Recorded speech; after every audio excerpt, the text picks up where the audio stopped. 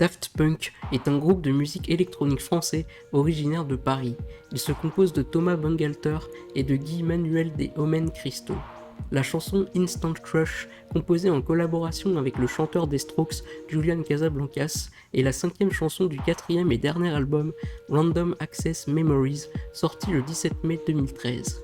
Selon moi, dans cette chanson, le narrateur nous raconte qu'il a une amie très proche dont il est secrètement amoureux. Il n'a jamais osé lui dire car c'est son amie d'enfance et il a peur de briser ce lien qui s'est construit entre eux. Mais elle a fini par se mettre en couple et depuis, il regrette de ne pas avoir eu le courage de lui dire qu'il l'aimait lorsqu'il le pouvait encore. Il décide alors de se lier d'amitié avec son petit ami pour continuer d'être auprès d'elle le plus souvent possible, ce qui le fera inéluctablement souffrir et ce qui le conduira à se retrouver seul. La chanson débute sur une mélodie minimaliste et répétitive, composée d'une batterie rythmique, d'une basse entraînante, d'une ligne de synthétiseur et d'une guitare discrète. Cette mélodie est complétée par la voix au vocodeur de Julian Casablancas qui donne à l'ensemble un sentiment de tristesse et de mélancolie. Le morceau se construit progressivement avec l'introduction subtile de nouveaux éléments et des variations de l'intensité sans pour autant perturber l'ambiance de la chanson. Dans le refrain, la voix du chanteur crée un contraste agréable avec cette mélodie répétitive. Le même schéma se répète, puis juste après le deuxième couplet, les paroles s'arrêtent subitement et font place à un superbe solo de guitare électrique, atmosphérique et mélodique. La voix du chanteur se fait plus intense, puis le refrain se répète. La voix du chanteur gagne encore un peu plus en intensité dans l'interlude. Enfin, le refrain se répète une dernière fois et le morceau s'achève. Dans le premier couplet de la chanson, le narrateur nous explique qu'il a été forcé d'essayer d'oublier cette connexion romantique qu'il aurait pu avoir avec elle parce qu'elle est maintenant en couple. Il a des pensées nostalgiques de moments passés avec elle et il imagine tout ce qu'il ne regretterait jamais de faire s'il était avec elle.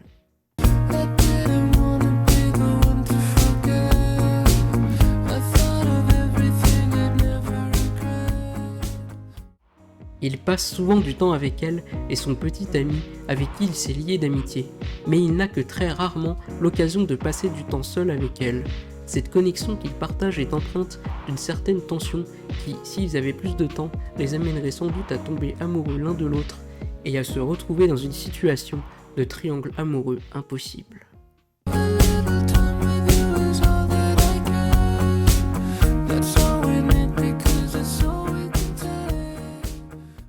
Il fait remarquer que ce petit ami n'est peut-être pas une aussi bonne personne qu'elle ne le pense.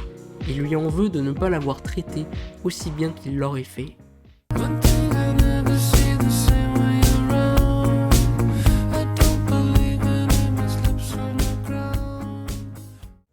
Il fait référence à l'un des rares moments qu'il a passé seul avec elle pendant l'été, dans un endroit qui revêt une importance sentimentale particulière pour eux deux, au cours duquel il s'est probablement passé quelque chose entre eux. Il exprime son désir de se retrouver à nouveau seul avec elle, que quelque chose se passe et qu'il ait une chance de lui avouer ses sentiments. Mais il ne peut pas parce qu'il traîne toujours avec eux deux et non plus seulement avec elle.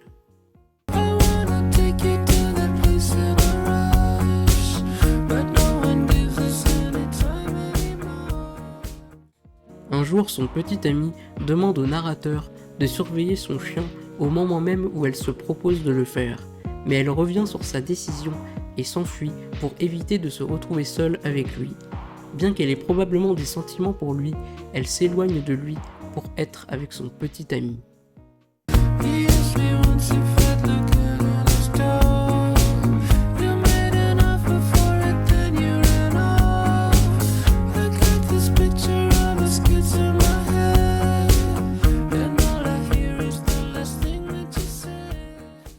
Dans le refrain, le narrateur en veut à son amie d'enfance d'avoir été distante avec lui, de l'avoir exclu et de ne pas avoir été là pour lui. Il se demande s'il doit abandonner cette histoire d'amour sans espoir ou continuer d'y croire, car il risque de détruire son amitié avec eux deux.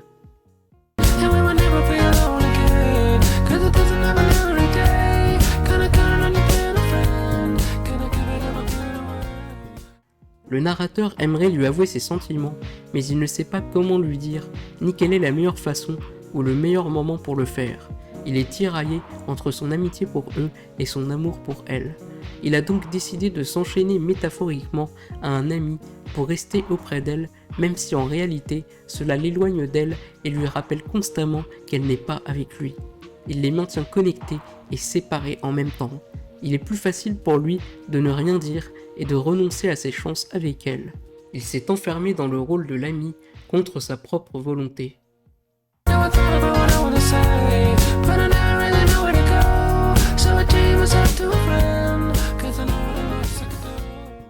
Dans le deuxième couplet, il continue de s'attarder sur ses sentiments pour elle et sur la connexion de longue date qu'il a eue avec elle en tant qu'ami.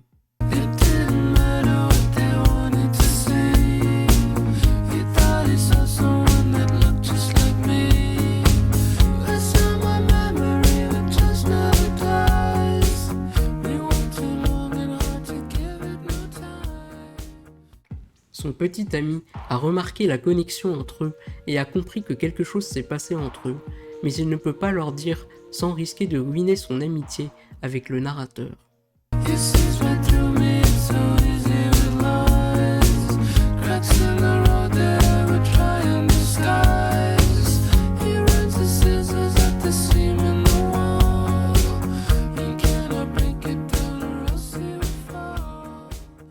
Comme le narrateur ne peut pas dire la vérité à ses amis, cela l'exclut du groupe.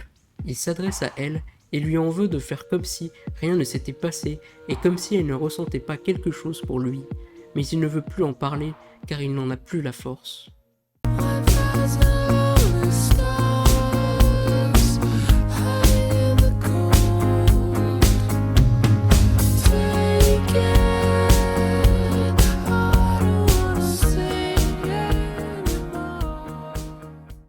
L'interlude semble être une conversation entre lui et elle. Elle ne comprend pas pourquoi il est si triste. Elle lui dit qu'elle n'est pas avec lui, mais avec son petit ami. Et elle ajoute que quand il sera là, elle continuera à agir comme si rien ne s'était passé.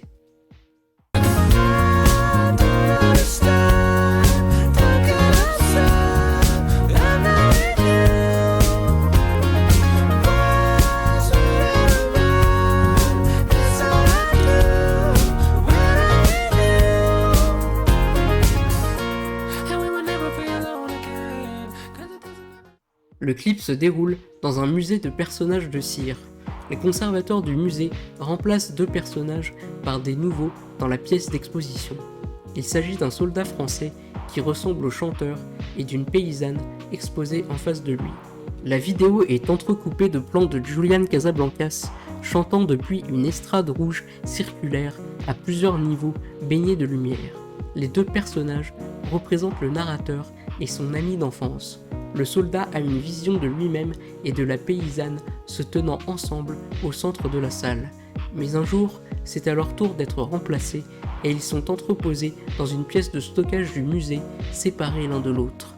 Alors que le solo de guitare débute, on alterne entre des objets d'art et le visage de la statue du soldat.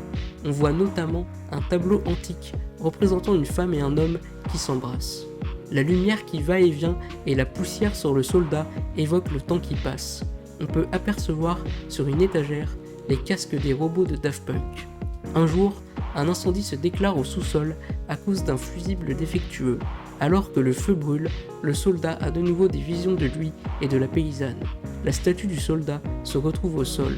L'incendie provoque l'effondrement du plancher et la paysanne tombe dans le sous-sol. Ils se retrouvent ainsi tous les deux, allongés l'un à côté de l'autre. Ils se tiennent la main pendant qu'ils fondent. La chaleur fait fondre leurs mains qui finissent par fusionner, ne faisant plus qu'un. L'amour est comme une statue de cire, elle se consume jusqu'à se fondre pour l'éternité. Cette chanson évoque la complexité des sentiments humains à travers une histoire de triangle amoureux et de relations amoureuses impossibles. Le narrateur voulait tellement préserver son amitié avec elle qu'il a réprimé ses sentiments pour elle pendant des années. Et maintenant qu'elle est en couple, il regrette amèrement de ne pas lui avoir dit et il ne parvient plus à se retrouver seul avec elle. Il a régulièrement le choix entre trahir ses amis et tout dévoiler ou ne rester à jamais qu'un simple ami pour elle. Il regrette sans arrêt d'avoir raté l'occasion d'être en couple avec elle. Il est difficile pour le narrateur de n'être qu'un ami pour elle dans cette situation et il aimerait parfois que leur connexion n'ait jamais eu lieu.